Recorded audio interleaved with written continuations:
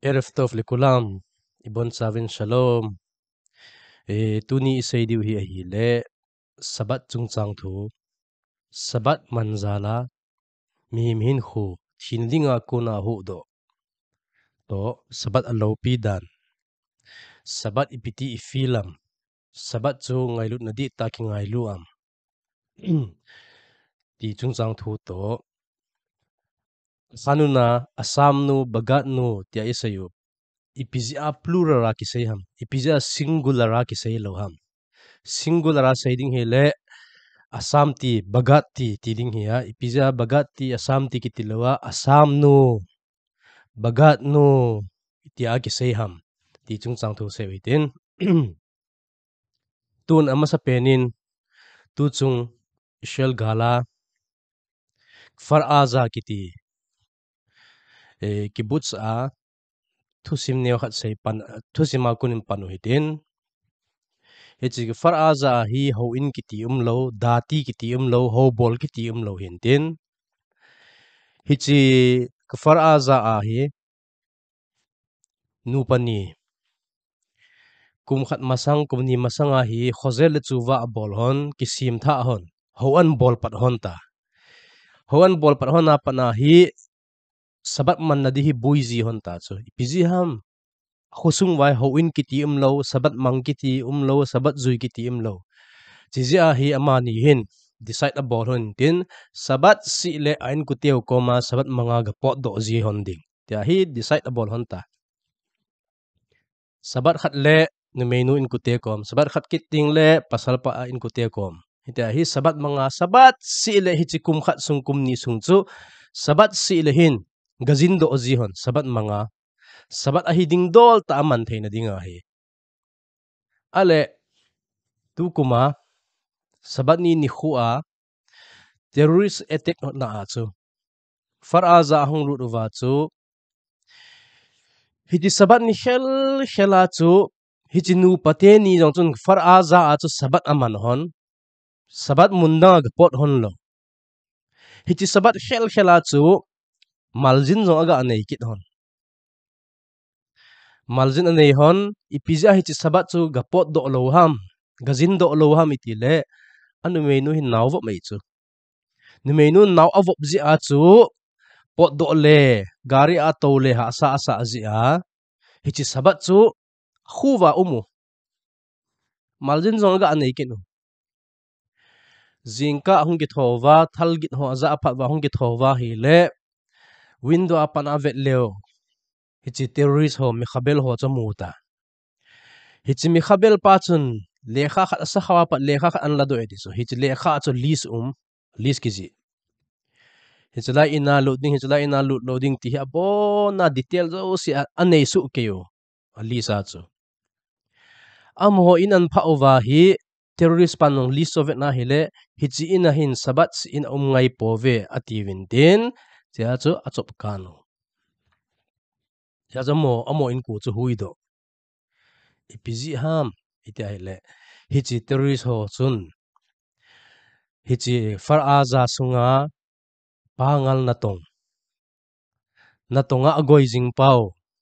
aka faraza teno angai lut jingu pha si jong le matana api u pha si jong give api jiu hichi hiki choin hichi ne the hiki choin na cha te ading na tu te na naw te na ji te ading te hi khomi pi te hin hichi pangal na tong pa chu alung sit ball jingu angai lut ball jingu hichi angai lut ball pau hin list gu thimana ball hi chu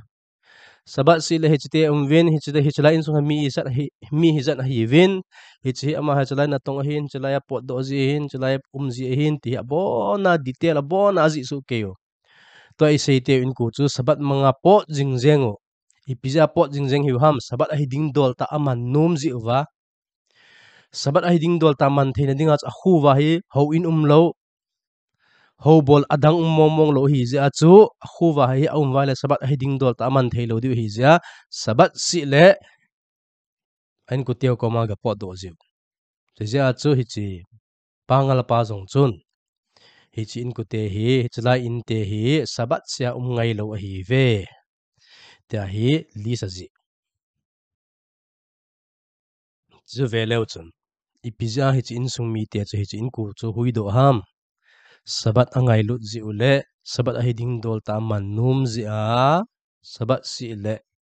sabat nit ho ko ma sabat ma ga pot zi zi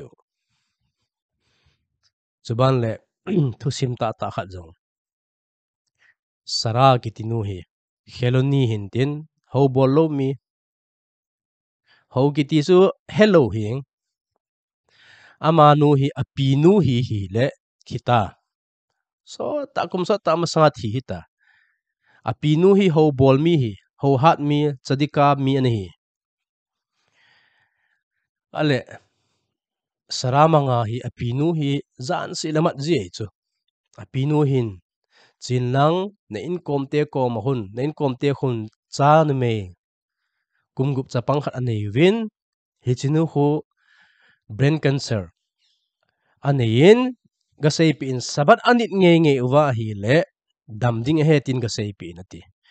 as amanga hong kila ji chu a khat ve na a chu hi chimang po hi atin tin ana asa lo akina amat ngai amat kit don se kit lo athum ve chan na zong amat kit don se lo ali ve chan na chu apinu amanga apinu chu ong hang tai ti chu o mi that nu hong ti tai ti chu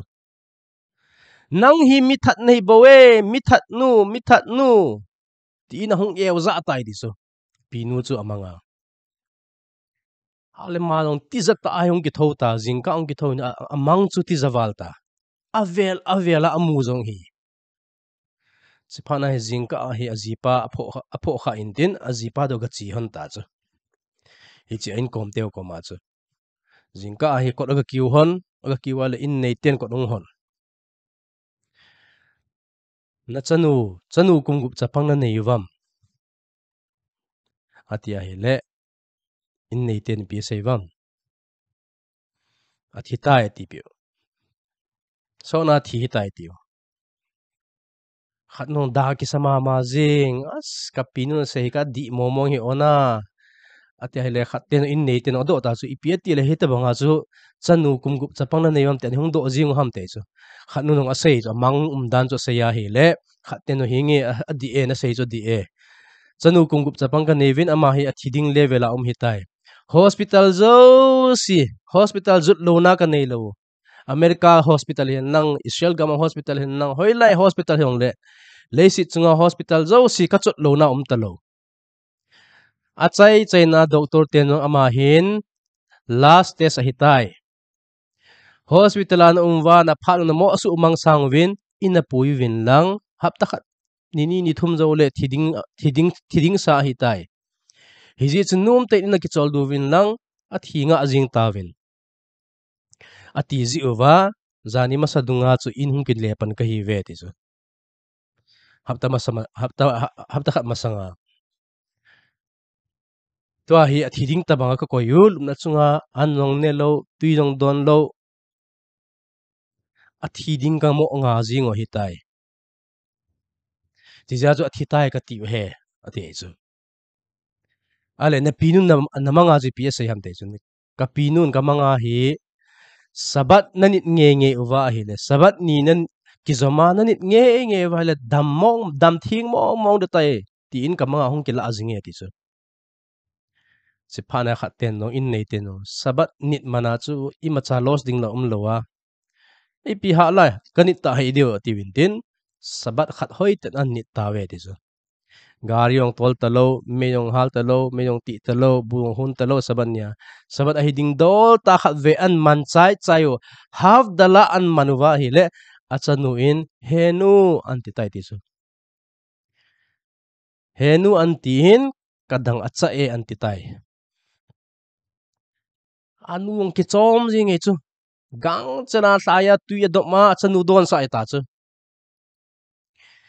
hita chu sabat an manu sabat ni ve an man wa hi le khatnu hi ta hung ki thodo ta lup na pan hung ki thodo a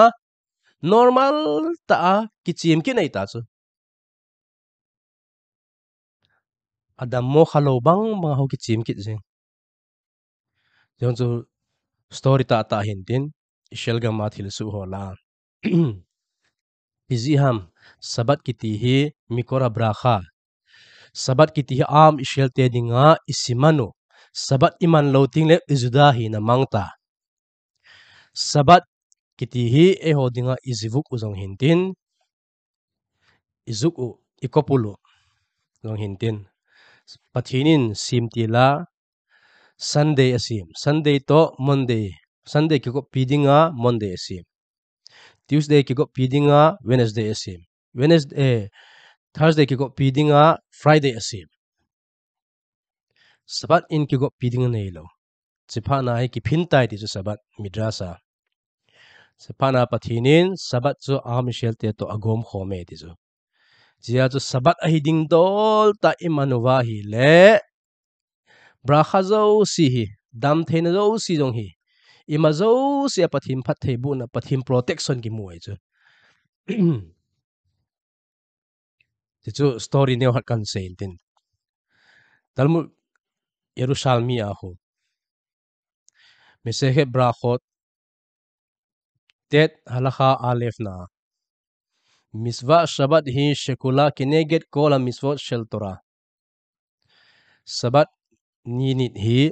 misva zo si Torah sunga misva zo si to kihup tha hi tai diso. Zohar lekhabu in pitia sayam. Sabat hi shemo shel hakadosh baruch hu vetzarik miot lihidragel lehizaher be misva sabat. Zohar lekhabu na saykit na hele sabat kiti thuchang hi pathin min khat zonga he diso. Jizya sabat ni hua miswa ho hi ding chang ta am ni ding. Veleo chun. Sabat alo pidan. Ipiti ki godvam sabat ni. Sabat hung lut ding ipiti ki godvam. Sabat hung lut ding ki goddana panasi sabat ingay lut lo ki he chu. Sabat chu ichen gian hom tho am. Ichen gian na ngay lut nam. Tun example la nachapa bar miswa ding. Elo nachanu bat miswa ding chu. Abar miswa masanga pa na takhat tani masanga pa na good kita na ki go na chu. Ipia ki van umam. Ipia singlel umam ta hin ki good. Hoi ta na ki good. Asa na ki good. Akuma na ki good. Khatuna ding zong. Na zinay na ding zong. Ka zinay na ipi ki van am atak masang tani masang akuna na ki go na chu. A hol ding zong. Na kot suit di zong. Mo form di zong. Aba na. Asa luna na ki good na chu. Thanum ta na ki good. Nga alil ta na ki good na lai. Hinla sabat ipiti ki good vam. Kino tsenga ki good va. Lel ta. Sabat hong lunding kal. Ki cha zong Abang khatloy. Abang khatloy sabat hong lunding kal. Nga alil zong kino. Sabat su ipiti lam dot ding ham. Hom tho ta lam dot ding. Example kit na zong. Tun. Mau tha na naidita. Na mau tha nu in. Na mau tha nu in. Na inuwa ak ve an hung ne na ding. Jing le khun na mau tha nu na inwa hung lu na an a hung ne ding hi. As na thanup dan danu chu. Nidanga thung thi khalo pan zong thung chu val sen an thi. Thung zut ngay lo pan zong val sen an zut. Na bol ngap chat lo pen hi wanga chu. Mau tha khat hung lut na ding hi zia chu. In zong chu val lewa na zut ne chu. Thanum ta. Hichiana na to ho. Na to na tham ho zo si chu. Thasi hi ve da chun. Na ki pa ding e chu. Ki pa ta na bowling. Thanum ta na bowling e chu. An hun loy. Me at loy. Pias at loy. Pia bo na hi. Thanum ta. Hom tho ta hi. Na bowling. Hita bang chan na chu sabat zong chu. Hom tho ta na welcome nga e chu. Hichen gea chu. Sabat na ngay lut le. Na ngay lut lo pa chu ki hen tin.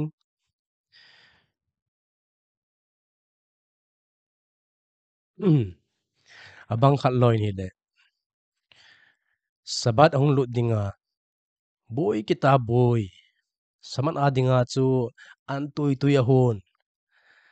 lopi ta manding ati hinla amel su amai su chu veleu chun lunghan mela put jing sabat anding hu na hi wanga chu me a cho jing wanga chu lunghang ta choi chu hita bang chu hi thei loading in tin sabat kiti chu ngai lut na nei puma feel ngai chu isagawa feel ngai I han ang feel ngai in tin khat kit chu le na me khat kit chu hi kin na hi le Sunday ong hi apa na hi sabat nga le la kita thilamu zo si an che hian lang sa hian lang ipi jong le thil hoi thil pha mu zo si chu sabat ading ta hi lungel api pi jing eta chu sabat hung thun ning kal bo nga lel kita sabat na chang sala hung lutta a chai nan sabat lutta ti ki pa ta sabat ala lu nei chu me bule me hun nong chu ki pa ta hun mo che sabat ong hi le ama nu chu dai chu da ki sai chu sabat ine da thata ve sabat aki chai kit tai tia hi da ki sa khat kit chu hi le sabat ong thun ning kal nga lel lo sabat ong thun ding ki hom tho zo angap lel zo sabat ong lutta lel ki sa sabat lung ki ki chol na amanta imut na amanta sabat lung ke chu nuyong nui khalo amai jong pa khalo hinla half dala an man chai sabat ong ki chaya hi le amai hung hlai sel ki tai cha ki pa jing ta oi ha ati jing tai cha sabat zala imausi hausat na hi dan gamara me sekhet sabat daf yut na achu pathinin Mose Rabbeinu komai amar le Mose Rabbeinu lech ve emor lifnei Israel chinlang amishel te ko maga saipiin shesh li otsar gadol matana tova bebet genazai amishel te adingin give hoita give lopita kane ka go lopi ho ka koi namuna ka koye hitichu amin chu sabat ahi atichu numi khana zipa ko mahi kiphin jing sana khut zung bu nei cho pi in ta hi kiphin jing azipa no na chang sala sum khol kita khola a cho pi ta a cho pi in tin kut masanga he a cho pi in tin khatnong ki pa ta ale pasal pa ki khoma chi ki khop ki khena in hung kinung le in hung lu na hele azinun khut zung bu chu abu loi chu zipa nong se chu hiti champi ki phin lo a nisim nisia ahla ki phina kenong na chang sala ka chopi khut zung bu chu ipina na bu lo ham chu banga deya to ipina na bu lo ham te chu khanung pi se yam ka deiwal be se zia chu ka koi tu ma he te chu hitta bang chana chu sabat chu mo manaman ti umin tin ka koi tu ma he ki chol na ka man he ta sa ki chol na ka man he te ai sei loyum zui ta bang ham ta nu khut zung bu ki phin zinga amu pha na koi tup dap be zia chu zuda hi now akuma hapta nai to ipiding zia nai to ham miswa bol thena ding le hin thena ding panna sa cha te khau kha na ding le zuda hi pot set na dinga na kitong sum kilo hichi sum lo chu saban nia ne cho na hung kimang hichi ne cho na man pa chu ipiana manding ham kipani hu ipiam kipani hu chu zuda te dinga kipana di ta chu piham tora he chu sabat ni le sunlum kya imut chu miswa hilowe chu na tong te dinga haptalung kya na ito haptalung kya na ito pa chu sabat ni hu chu tora sim ni hu pathin thu zil ni huwa init nge ya hi le hap tatlung kea na to na phat zo si se tora sima kilai cha pasal khat jong hi Amerika gama zela azela chu ipiti thu kitanam dile akum khutonga adam sunga dinga zela ki koi chu hi chi zela hi raf khat hin hapta khat le ni ve hi siur ga nei ji zela hodinga ai ale yosi ki ti pa jong hi chi zela chu akum khutonga dinga hin tin raf pan siur anei nei phana hi raf pa hin raf pa ko ma hi chin tin yosi hi lungsi ta in le khabu nen choi pi na ti raf pa in no sabat le khabu an choi pe di chu hil khot sabat ama no hi le khabu chu sim ta chu apat na lama khu hakdama a khu introduction a khu pi ki ziam khafes khai me na sei koi tabang sabat ni ve ki zoma ahiding dol ta sabat amana hi le geula amu de di salvation hu do na mu ding he ti chu itabang din mun hi jong le hu do na mu ding he ti Talmud Jerusalmi in sabat khat se hi jing jong le hu do na the he ti chu ai wanga chu hi chi thu ki sei na chi pi thu ipi ki sei na ham ti le a Michel Pumpi na sei he chu a Michel Pumpi in sabat ni ve ki zoma an man nge wa hi le ape pena geula hung de tai ti chu to zela pa yosi chun hi chu kisim do pha na chu a chuti a he le kenong ka bol he tin tin sabat an ni pattai ti chu sat khat hen ni lap ta sunga raf pa chu si ur ne ya hung kitta ale hi chi zo apan a chu hi chi lekha sim do akipan a chu yosi chu smiling face jing ai ta chu ki pa mel pun hi put jing ai ta chu ki pa jing ai ta chu nui jing ai ta chu hatu do jing ta siur na azong chu raf pa siur nei na azong hi ma pa hi nui jing ta chu ki pa jing ta smiling face jing ta raf pa nong asiur nei na apan a chu lungdong ta ve nei chu yosi na na to ki tu a hi nang hi smiling face loading dol na hin ipi thu na za ipi na ne kha na smiling face jing ham te chu cha chu yosi nong sei ta raf le khabu nen choi pi hil khot sabat halakha le khabu nen choi pi na chu ka sim do in koi tabang sabat ni ve ki zoma ahiding dol ta amana hile geula amuding he salvation amuding he akiti e tizela chu ken zong ki pa ta ni ve ka man nge hile zela pat ka pot ding he tizia chu ka ki pa he te chu raf pa siu nei pa raf pa in zong na sim chu na sim khi la he ti chu hi chi sabat ni ve ki zoma manding ati pa chu a Michel Pumpi ki sei na hi bowe personal a hi poi ti chu a Michel Pumpi in thakhat na sabat ni ve aman zom uwa hi le kiti hi bowe atia hi le khapa num lo yosi chu yosi in raf pa ko ma chu pi sem raf nang hi ka vet le emuna nei lo na hi bowe a le ti loi chu a le ta zu yosi in zong sabat chu hiding dol ta an man tho ta chu kon pi se yong le na sa lo wa hi sabat hiding dol tan man hapta thum zawa hi raf pa hi siur ne ya ga chi get ta siur ne ya ga se ya hi aga chi get na hi le a siur na chu mi khat ki wat na hi he nei chu mi khat ki wat da na hi feel le chu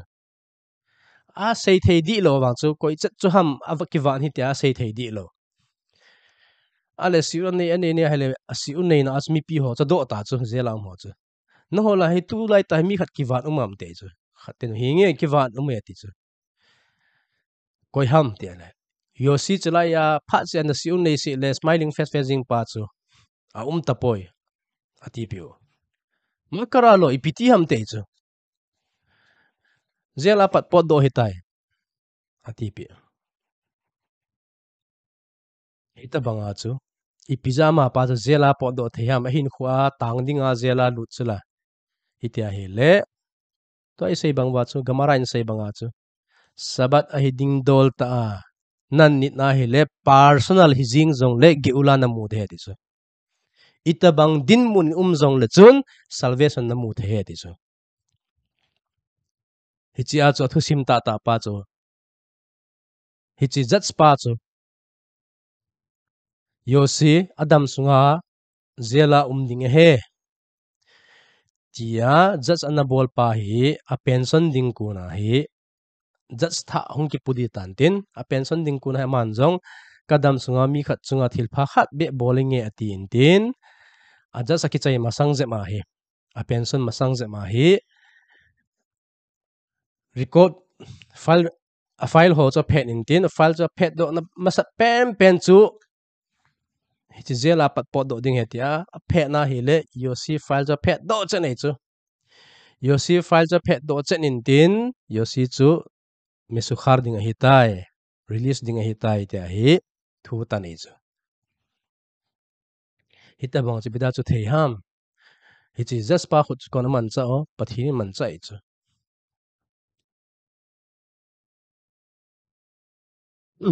chỉ ra chu sabat man alo pi dan sabat chu izivuk o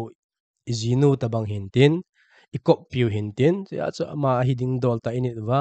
ngailut nu nei ta ila uvam ila hi uvam likrat sabat lekhu venil kha sabat chu ipiti na welcome am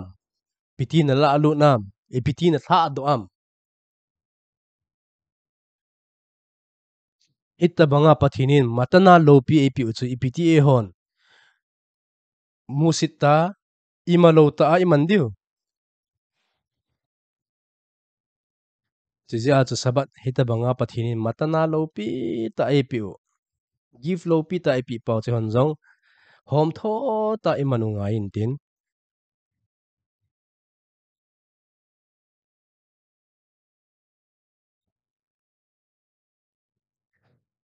aban kit le phusim ta ta khat sei kit leng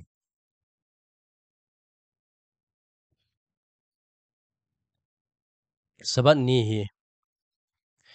ipiti imanuwa ipiti igeluwa ipiti ifiluwam ifeeling dungzuya chu izi ichate ho jong chun feel nei di we chu leisit chunga mida kene get mida iti hi function jing ei chu ale ni khat jong hi raf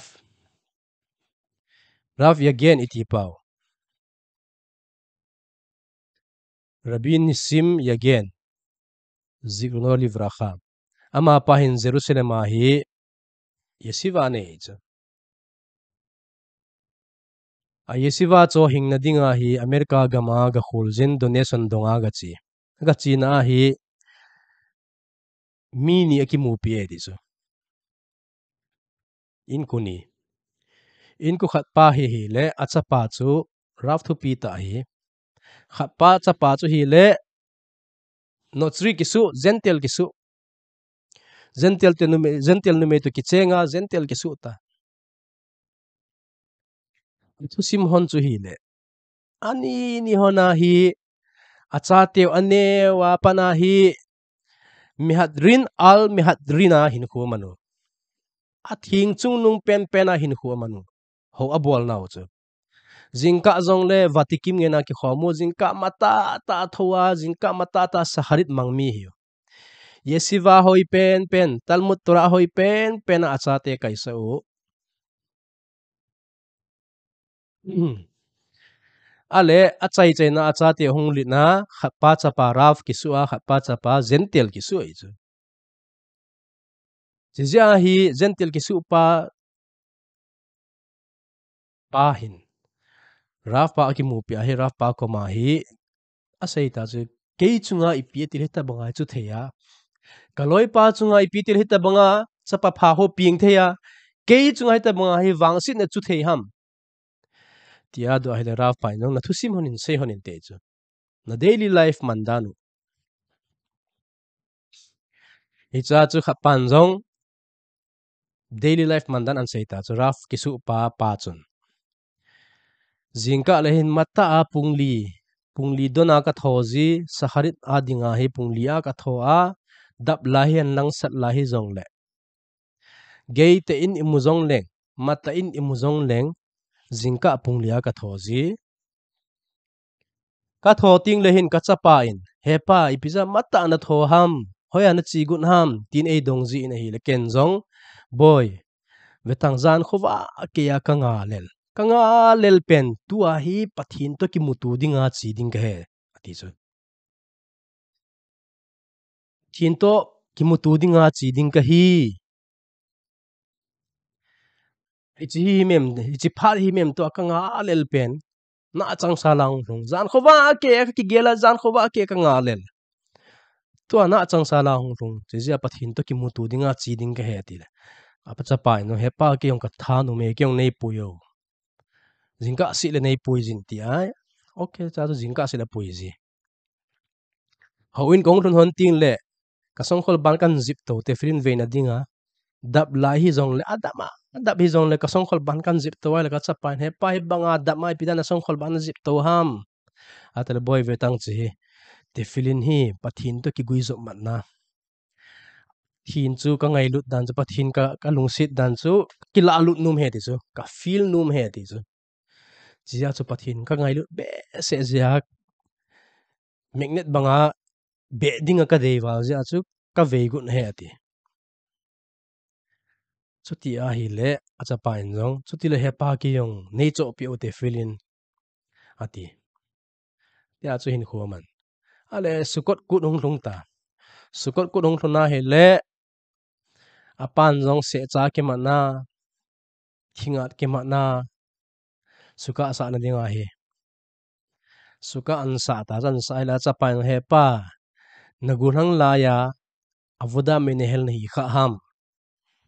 na to na a manager na hi kha dan ham mistri na hi kha dan ham ate ala pan hoi lai pi mistri na sei ham naung ka tong kha thi kilong ka khen kha poi de cha ale he pa ipi te thi kil khen kha lo to ai thi kil na khet na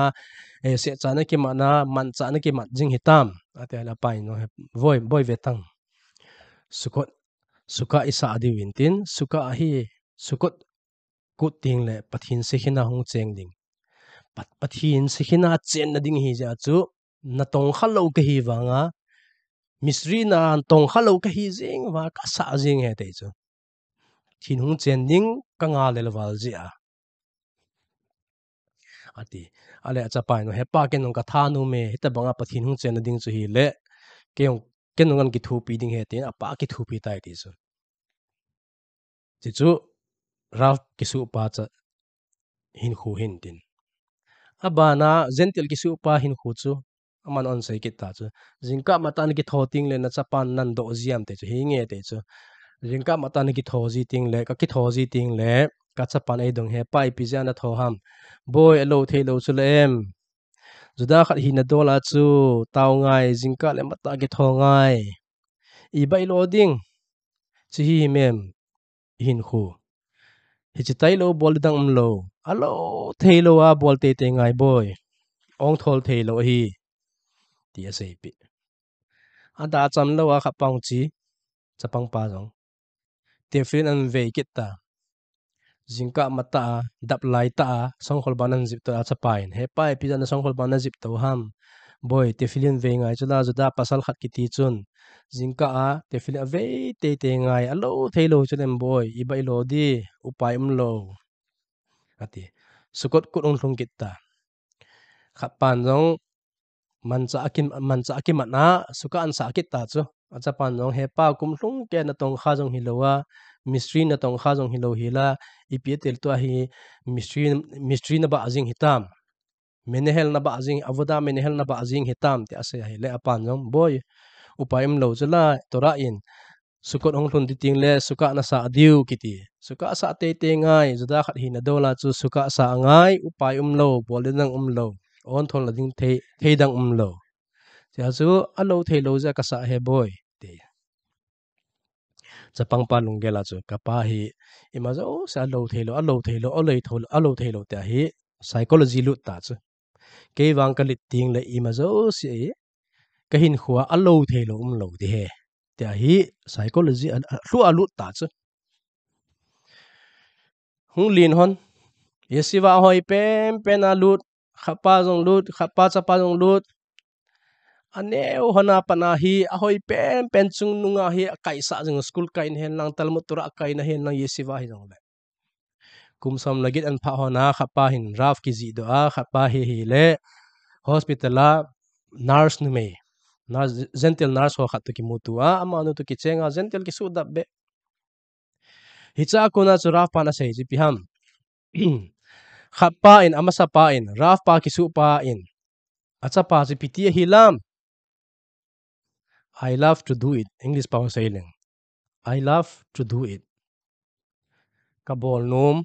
ka tha num ka ngai lut ka lungsit ka bol num ja ka bol hi ka tha num wa ja ka bol hi ati hi ta cha pa hi lai la cha pan jong thanup na lungsit na ngai lut na chu ho ngai lut na ho lungsit na thanup na chon nei chu psychology a het pe chu cha pa psychology a khapa cha pan gentle ki su pa pa in acha pa piti hilo I have to do it bol ngai chu la alo thei lo bol ngai chu la upayum lo ate te bol te ngai hiti azu pathini asai ta hele bolding he bol te ngai he I have to do it aki hit na chu vele chu khatchun I love to do it here khatchun I have to do it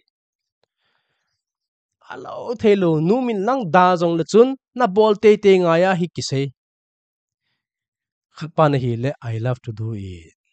ka ngai lut ji a ka lungsit ji a ka bol he lungsit ji ngai lut ji hom tho ja in bol ting le imazo si chu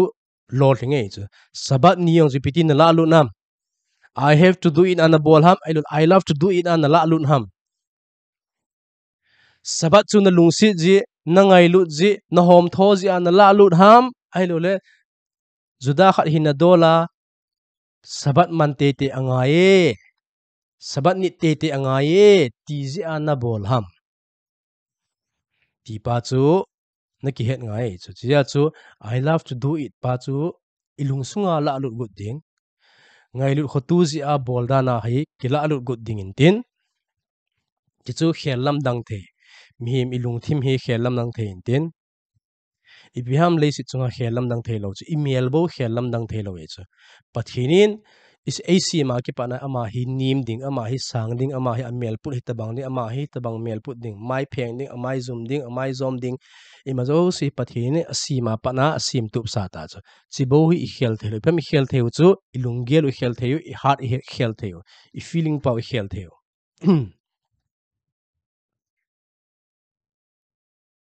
iletun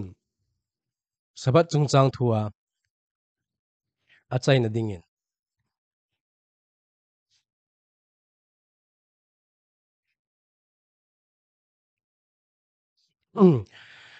Gemara Mesechet Sabat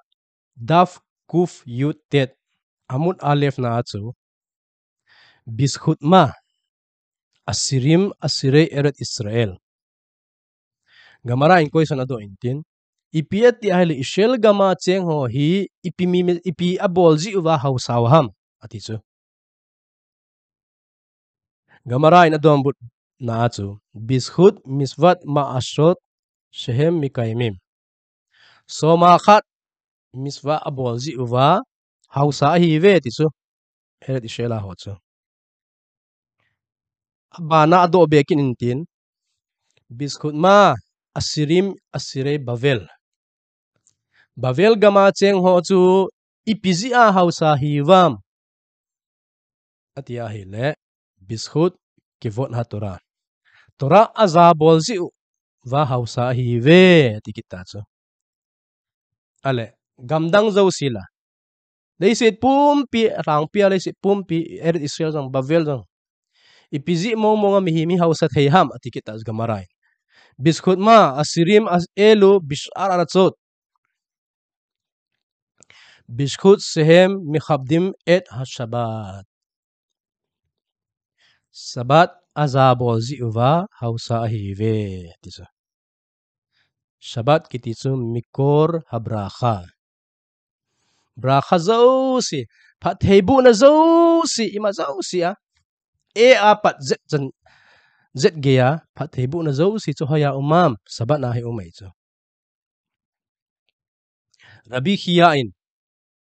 rabi khia bar aba iti pawin ni khat hi lunkia khopi a hi gazin nei chu gazin in tin hi le a hospa alam dot pa in zin lam dot pa in nei pa hin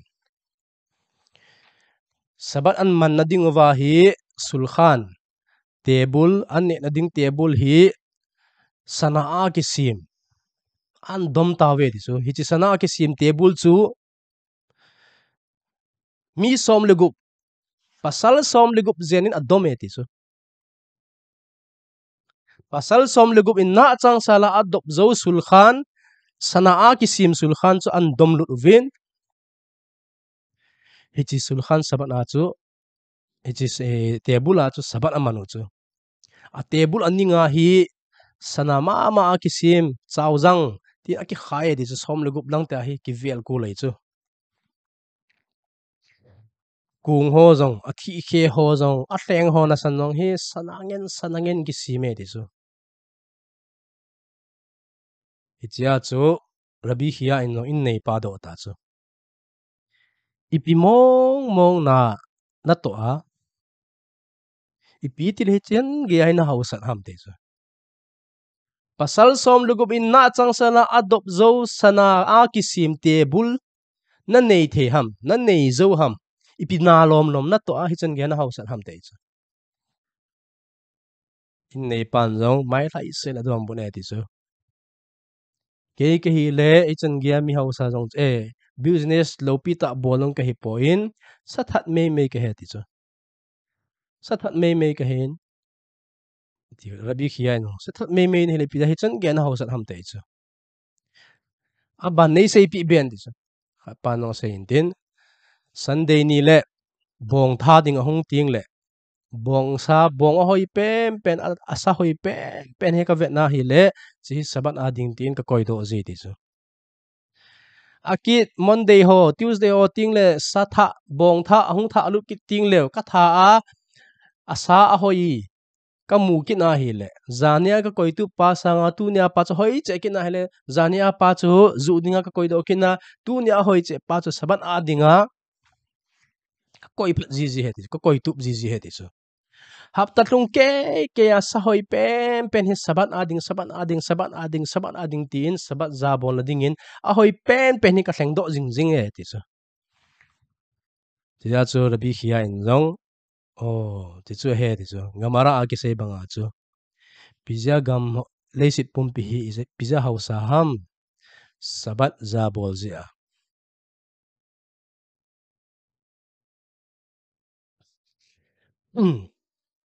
chuban le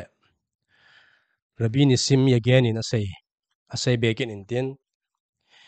ichi america gam mama hi ayesiva hu do na dinga hi donation bola chi na hi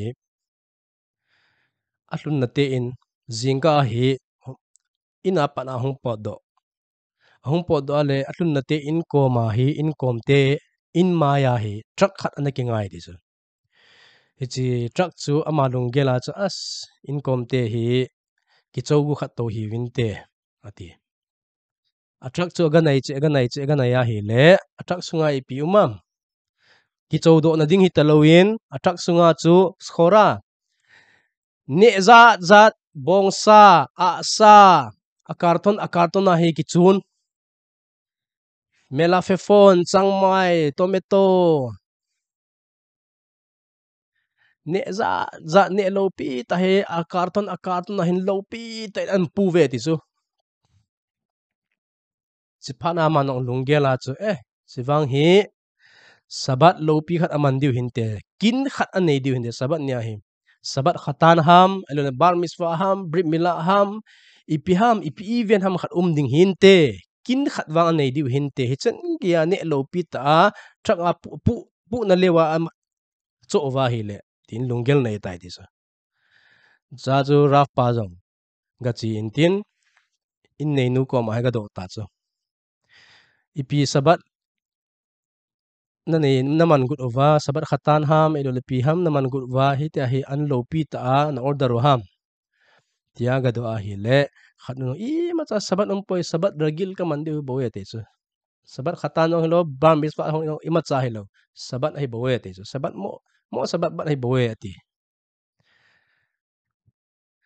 ale pita hi chan ge hi ne thu pi ta ne lo pi ta a carton a box an order jing ham te chu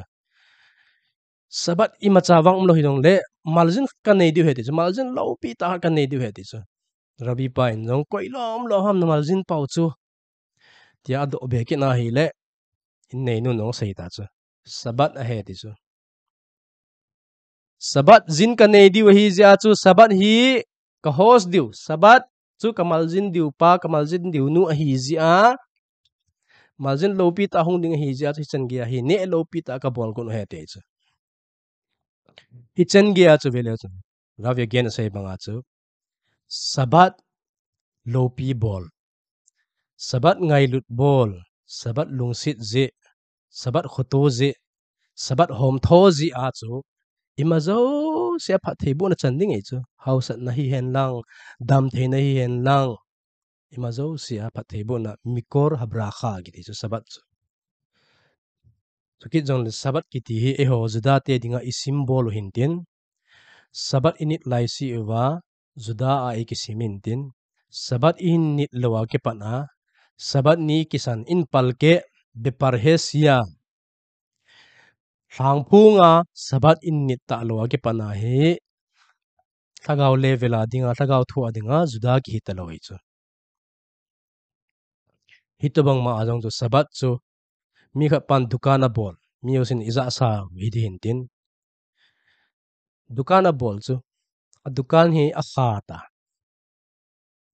dukana kha hin la customer ho hin ni si le hin thil chu dinga ga chi chi jing ji na layo aga chi wa lo kot ki kha ji ji a customer ho in ama pa hi khuljina chi kha to hin te atiu azinga aga chi ke nu ki hong kit di lo customer te lunggela chu damlo kha to hin te atiu kina chi kit wal ki hong kit di lo buina khat anei hin te he ni si le ga chi chi jing chu customer ho jong dukan ki kha wanga chu achai chai na hi a dukan hin dukan nei pan jong a dukan chunga e poster chu signboard an la do tai di chu signboard an la do ke pana chu a customer hon jong nisi aga chi ho jong chun ga chi talo pg ham a poster ke la to ta hi le a signboard ke la do ta hi le hi chi dukan ni aki kha mo mo hi tai ama pa a khul jin ji adam mo ji a hon lo hi loin ki kha mo mo hi tai ti so an het do chu hoya pat ke do ham signboard ja chu a signboard lai si a chu hi le chu mi pi te lungela jo customer te lungela chu adam mo ji a hon lo hin te a khul jin ji a hon lo hin te buina ji a hon lo hin te ati ti ho poster signboard hong kila do apana chu siwang hi aki kha mo mo hi tai ti chu an het do panu chu hita bang chen a chu sabat ni a michel te dinga I signboard no hintin sabat in nit lo wa ke pan a chu I signboard no kela doi chu sabat hoi ta hiding dol ta init lai siwa chu signboard pa na lai hintin chu ja chu juda ai ki sim na lai pathinim phathei bu na chu e pi na lai apta tung ke ken tura sim hi in lang ipi hi izong le chun sabat ai ding dola na nit na hi le sabat miswa ki ti chu tura sunga miswa zo si bulit tabang ki ye chu chi chu hintin sabat chungchang thu neu chai seu tun ipi a sam nu takhanu na asam nu bagat nu iti pau khu lurara ki sei ham I parasa masa chu parasat lek lekha chu arizalin hilchet na pi intin pasuk Wayomer Hashem el Avraham lek lekha mi archecha umi molatecha mi bet avicha el haaretz asher archeka areka tiso molatcha mi betcha avicha napin nagam nagam napa in dal han ati hi chu ho chun ipp ve sa ham ti le thagau level pa asai ne ti chu thagau level pa dinga chu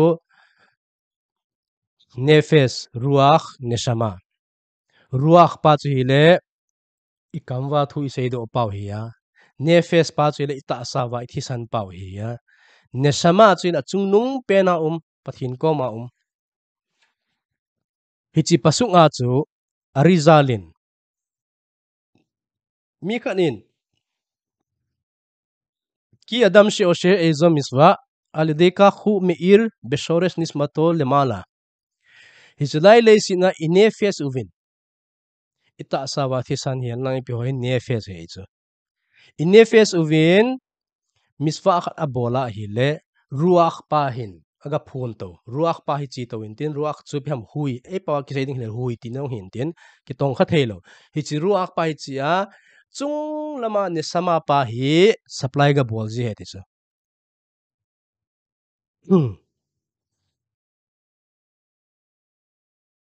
ale ne sama zo si hi sore so kitile azung arut pa hi ki banglo mi zo si arut ki banglo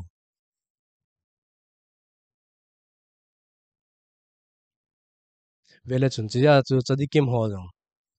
ahung chadik naw ahung khan lit naw hi abo nai ben hale ki banglo su ke asores pa chu ki ba lo je arut pa ki ba lo je hintin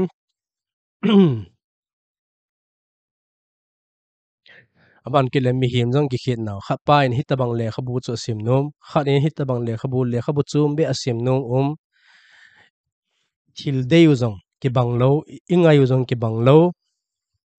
khat chu hi le hitabang bra kho na chu master hi khat chu hi le sabat na master hi khat chu hi le gitina master hi khat chu hi le baba mechia master hi email jong za chum chit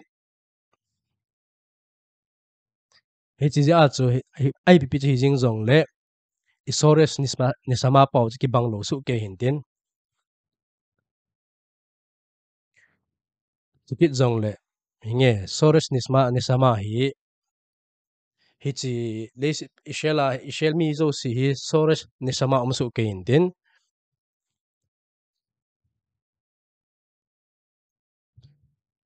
ale hichi root na pa na chu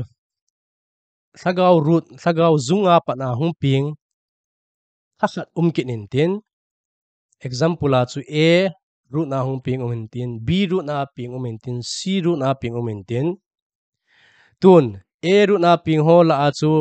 thagau tam ta hung ping e chu chi thagau ho la a chu mi khat to chun a root na hung ping ho khat to in chon sit na bola hi le a root a thagau zo si chu asu bu e chu יפגום בשורש נשמתו ולא רק בשורש נשמתו שלו, אלא גם בכל אלו אשר אף הם מאותו שורש. אריזלין. Example kasi nga chu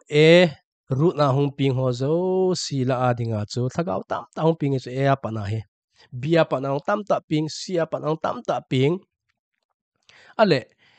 pa na ping ho la mi khat to chun chon sit abola hi le ama root se ama a se akisu sin hilawin apa na apin khompi thagaw zo si chu asu sin he ti zo lakhen omer rabenu ari havidui ni ema bilshon rabim chizi achu takhanun jong khu vidui takhanun jong khu rabima ke se chu plurala khatanu avinu pasanu khatanu kachon sinu na kachon situ itiu chu kachon sit na itilo chu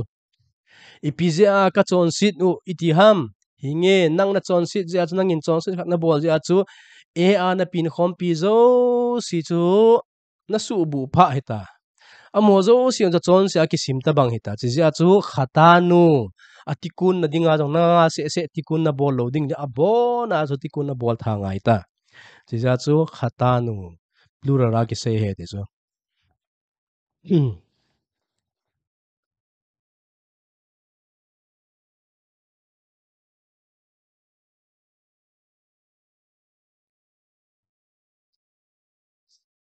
chukit zong le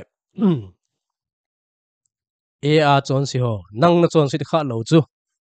nang chon si kha hi zong le chun e a na pin khom pin na soris ne sama ho zo si la chu khat in chon si na bol kha ta zia chu nang zong a chon si an ki sim hi zia chu hi nge nang chon physical ta chon si na bol kha lo wanga chu ti kun na bol ting le hi cho zo si ading na bol pi nga he chu chi zia chu khata nu plural ra ki se he ti chu thu sim khat a Rabbi Yaakov Abulafia kitipa zachal ama hi Arizal student hi chu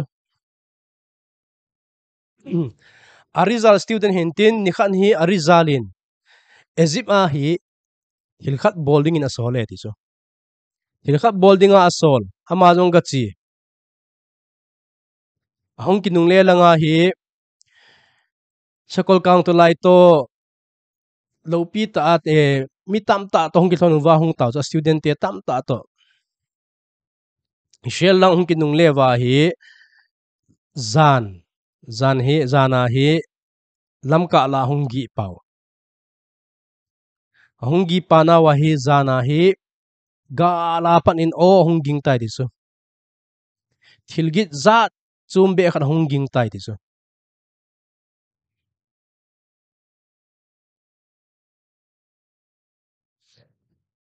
kichat ta o anja tawe hichi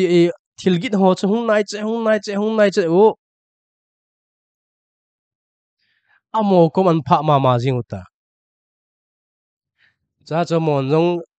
o git na lang pa cha vet wa hi le bong tam ta hin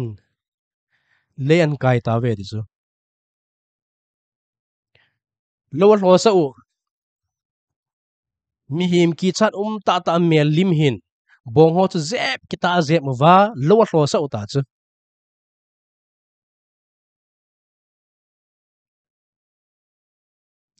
hichi bong ching ho long chun bong ho cha dep lo hi lo zep kita zep mo zep thai chen jana zep mo thanei na zo se thane tha zo se a pi wa zep kita zep ziu ta chu zan khang kim lai ta pi chu bong ho in lo lo zingu cha su Rabbi Yaakov dong hi lungdong koi mo mong hi vam hi chim him te ho lo hi bong hi ta zep jing ho chu kit jong le bong in zan khang kim lai ta lo lo ngai mo mong ham lungdong ta ki gel che phana man jong chung nang angat a pathin ko ma taw ta chu Rabbi Yaakov hi ribano shelolam mi ele hai churim halalu beni adam o shedim ha chungnum pakai pathin hichilaya mihim kidang ho hi mihim hi wam thilha hi wam tin pathin ko ma taw tai ti chu a tawa hi le hulo halloween hichi bong ho hin kaman ke wen hung pau ta ve ti chu mihim tabang ma hung pau anu ne shamot shel beni adam ke ho lo hi mihim tagaw ka hi ve ti na hung peng ta ve ti chu bong ho chu yerat nu le olam hazel mi olam ha imet kidele taken et hadarus hatikun hisdai le si na hi bonga ka hung pin kun hi ka chon sit naw dungzu ya chon sit na thoidam dinga hung pin ka hi ve an tiu ta cha Rabbi Yaakov jong ki danga sa ipiham natikun diu chu ipitikun bolding a hung ping ni hi ham ti ado ta cha ten jong an seyo ngai ta bang tai ipichon sit na ma chon ipichon sit a bol ji wa hi tia chu bonga hung ping kun wa lo ro wa van til ten zep kita zep mo ham a zep te mi him ta bang ho chu van til hi ve chu hi cha chu bong ten an sei ta ve di chu amrulo bi khaye hiuteinu hainu migalkhim et peot rosheinu bataar kadam lai wa chu ka khamulu ble na ka henu kalu ble na ka henu avarnu al isur tora shel tora in aphallo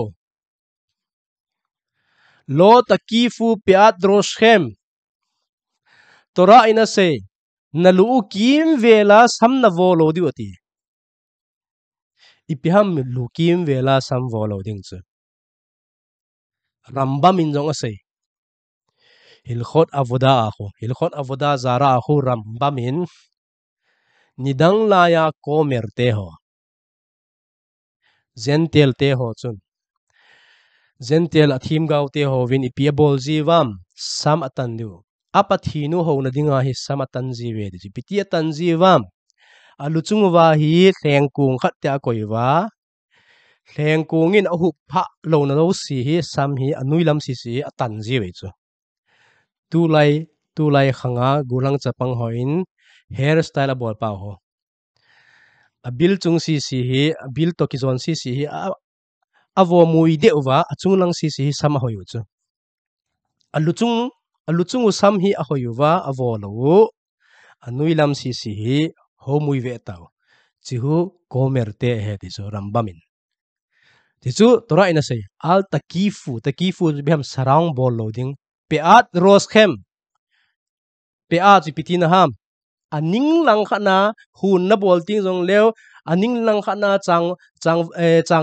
chang na koi den diu migen theiti ading kiti ho peat roskhem ti chu peat ti chu aning langa the corner na sama ding a corner hoi lai o na bil chung pa he na bil chung pa hi hin tin chi a corner chi pe a ki ti chu hi chi pa si si lo ta ki fu ti chu tora in na sarang do di hi chalai si na vo mui lo di ti tu lai ya opposite na bolova chalai si a vo mui kin chu hita banga chu ta bonga hong ping kun holoin kadam lai wa hita banga sam kana tanjiu chukit le ka khamulu ble na ka hit jiu gileat kiti ham hi chu a hi no ko mesina bo hit phal hit di jong le itan I khamuli tan di jong le mesina bo tan ding ei chu si a chu bonga ko hong pin kun he di chu hi chi pha na chu hi chi bong ho chun aspanu el rabi yakov obiksu me menu hi chi bonga hong pin kun thagau ho chun rabi yakov ko ma chun asei ta we di chu rabenu ata talmidosh rabi arina bashamayem makrezim alaf shihu gadol miot imuhit pale alenu ninachelmin haonis hakase haze ven nang hi rabi yakov nang hi arizal student nei ham ke hon chung lama kaza adanu ven arizal hi milopi ta hin tin chung lama khon kaza ve ti chu ti ha chu rabi arizal chun e taupi ingeng e wa le katikunu hi ka zo di we he tiena sei ta ve ti chu se phana rabi yakov jong hi kino ta hi safat anzot ta safat ahung thona in ahung lut na hi le rabinu arizal hin ananui silsele ti chu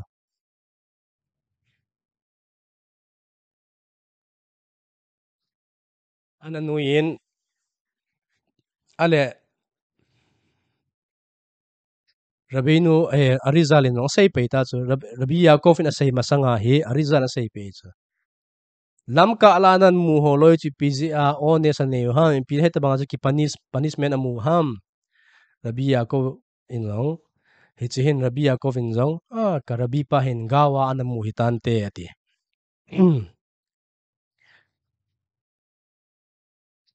arizal ya sei intin hatora mitzave lo takifu piadros hem tora in ei thu hi lu chu na lukim velu na vo muilo diu tia asei pa chu arase devot na lechun abul pat na zo sila lechun parat apot do edisu peat roskhem takifu peat roskhem chu pazelanan la ahile takifu a chu taf peat na chu pe roskhem a chu resh na la ahile cho si pazelanan ko khoma hile pipot do them parat kiti chu bong ti ne chu chia chu hita banga chonsin ana bol je wa chu bonga hong ping kunuwa gen thei ta lo hlo he ti chu hicha chu rabenu arizalin ate dama dua ata ipiza nang khel khel hi chu naga muham ti chu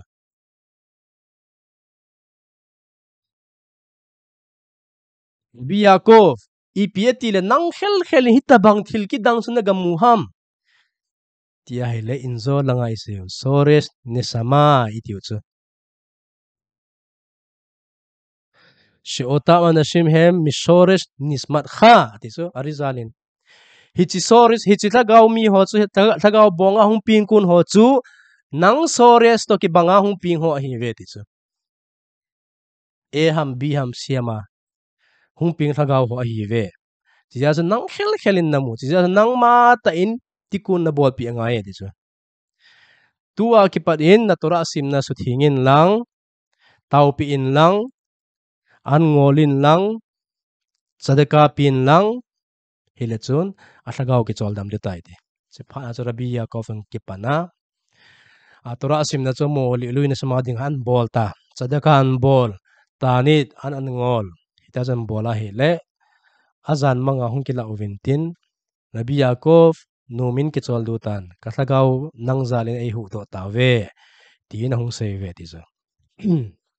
Jia chu sorish ni sama iti paucho. Inzo lang abul lama takhanu na asamnu khatanu avinu pasanu pagamnu iti isay pau. Ipisa plural isay ham. Isorish ni sama zo si tikun santay na dinga.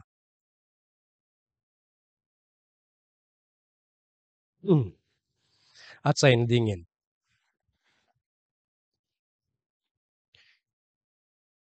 Rabbi Chaim Saul Cohen Devik Zatzal ama hi Ros hamekubalim Jerusalem ko pia dinga hi mikubal hola dinga chungnung pen alubu han hi echo alubu han hi intin nikhat hi Egypt gama Yehudi nu me khat hin cha ne chapa khat ane chapa hi chi chapa ane zo apana hi ain komte ho zentel ho hin doya abolu ve ti chu doya abolu vintin dammo ta thiding ta banga umta chipana hi mi ho hin Jerusalem a Rabbi Chaim Saul iti pau ko ma hi hung ta chu hung sei piu thu dan pa chu Rabbi Chaim in zong hi chu thua za apana hi chiwin lang Rabbi Huda pataya ko ma hun ga seivin ama nan zendam pi diu he tia solta khatte ang ga chiwin tin Rabbi Yehuda pataya ko ma he ga chiu ga seiba Rabbi Huda in zong ama thil avon ham aluku ham ip ham akeng moza ham asong khol ham khat be nan choiwam atia he le khatte non kan choi powe ama he ama nu hi Egypt gama hi bowe ati chebana hi Rabbi Yehuda in zong chiwin lang bazara chiwin lang mit pa khat nu me ho ros ki sui ros ding pun ga chowin ati pun ga chowin tin man zong Rabbi Yehuda pataya in zong pasuk ana bekoach iti pa ho ana bekoach gitulat yemin khat ati chirat ho hiti paraga khan sim ta di so paraga khat vers khat apha asi lehin ki sui ros chu pun pa chu khit ji di so khat ve khi ji pasuk khat an sim chai le a khi kit ji an sim chai le a khi kit ji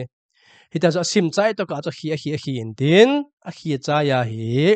an sim chai to a khi cha ya hi luhu chu mi ho ko ma cha pi nin chiwin lang ama nu hi eze gama ong nu chu ga khu pi win zan le ga khu pi win lang a khu zo ting le asuk sim hen ti chu mismor havula hashem bene elim ti ho hichi pasuk khu sim hen ati sam bungsom ni le ku na ho sam bungsom ni le ku sung khu sim hen mismo le David havula hashem bene elim ti pa ho vers khat apha si le khawe thap ding ita cha bol ding asai bang manga chu aga bol wa hi le khucheng sam asim cha ya athap chai to adam akitu chane ti chu hichia pana chu mina do ta chu bau el Rabbi Chaim Shaul usaluhu lama kivodolo paal be atzmo veshlach le Rabbi Yehuda pataya ipiet le Rabbi Chaim mekubalim hola adinga alubu pa in nang mata in zendam lowa ipiet le Rabbi Yehuda pataya na sol zo ham nang na zendam thailo dan ham tele aman azendam thailo hilowin ruwa ha kodes akuna ruwa ha pana mu chu Rabbi Yehuda Rabbi Chaimin amu chu nimeinu thagau sores to Rabbi Yehuda Pataya thagau sores hi kinaya he ti chu khat nu si hiya khat pa hi bi he chu Rabbi Chaim chu sores ni sama hi le e hi chu e in hinge gazen dam thei ma ding e chu hi pi hi jong le ai wanga chu gam lai chu e to si chu gam lai to ka hona bi u me chu bi to si ke nai zo hi za chu Rabbi Chaimin Rabbi Chaim Rabbi Yehuda chu nang bi sores ne sama hin khat nu si sores ne sama hin kinai zo na hi zi win nang in zen zo chen dam wa zo ding dam hoi zo ding a he ati zi a chu a so lai chu Rabbi Chaim chun a bol thei lo zi lo in sores ne sama pa cha vet he ti chu zia chu veleu chun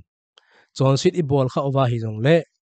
tlagau i hung pin pi i sores ne sama zo si isu bu zia chu nang na ki ngai lut bangin na hing na kom ngai lun ati pa chu nang chon si dinga na ki dei lo banga chu nang ki got dinga na dei lo banga chu na hing na kom ki got ding na dei lo ding ngai chu Rabbi Akiva no nga sein tin ve hafta le re kha kamo kha nang na kilungsit bangin na hing na kom no ngai lun zia chu juda te hi ki ngai lun wa kilungsit na idin khom wa hele ma zo si taw na pathia san ding ei chu balak te jong korak te jong Mose Rabbeinu khupanga thing tho pa pathin to face to face a taw pa ki mu pa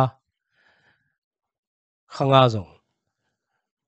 hichi korak te holoi chu kilung tu nge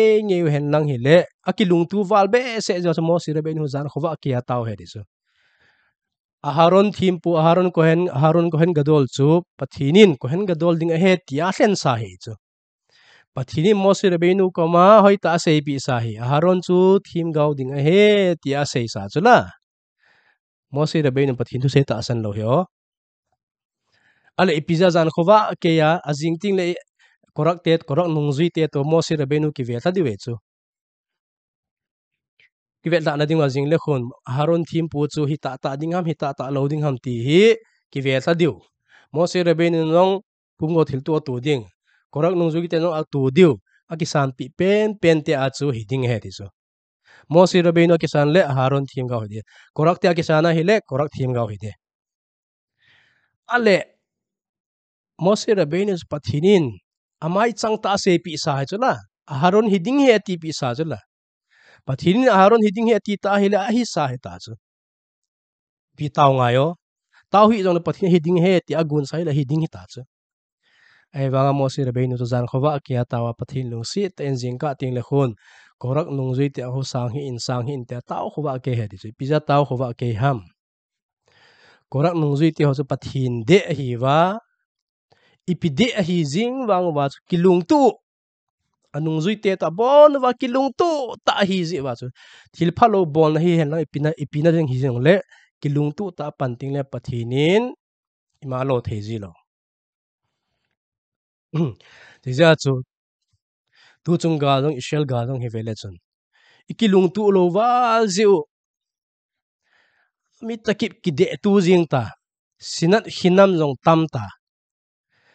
nidang la history chu vele chun dor enos khangte ho loi chu avoda zara ho na dinga he pan ala da danu chu gun chu ta thanum ta pangu chu milim sim thu ho na dinga he thlai tho leu ai wanga pathini anoi mang lo chu mo khang a ban kit le dor hapalaga to Babel in song sa te to Sodom te to Noach te chu ive na hele Noach khanga te ho chum pathin a de lo chu pathin a do lo hi lo chu ai wanga pathinin hi chi khang chu anoi mang ipema chon sin na gu chat ale Sodom le Gomora a jong chu pathin a do lo hi lo mi him hin a chon si hi chu ai wanga pathin anoi mang e chu Babel in song sa te chu bia in song sa ham pathin de na ding le pathin do na dinga in song sa pathin do na dinga ki sate ho loi zo chu pathinin anoi mang lo pi chu ipiza noi mang lo ham kilung tu pathin de na dinga hin khomang hi jing wangwa kilung tu dan zo hi chen ge in song zo sau chu kilung tu ji wa chu pathinin anoi mang lo ipia bolam ipia lo am apau zo a khel pi ti chu hei chu ti ja chu kilung tu na kilung sit na ki ngai lut na ki khotu na pa hi o ma hele imazo sia gal zo na he lang khat ki na zong isores ni sama zong ki subu ai chu ei ma ai chon sina hi le nang ma na king hi na kom na su pi na una naw na ngai lut ta na lung sit na hi le chon sit na bol lo ngai chon sit na bola hi le na su pi na una naw na su chon sit ti nei chu hi chen chu hin tin tu ni sei thei sangu isei do zo si pathin phathei bu pi hen lang a michel lo sin chu wa im bol thei wa sabat ngai lu na di ta in ngai lu no wa khat le ni lung sit na di ta ki lung sit no wa hawat hinam ahung pun be che na ding pathini idive tora hi phathei bu pi ta hen baru khan nai le ola amen be amen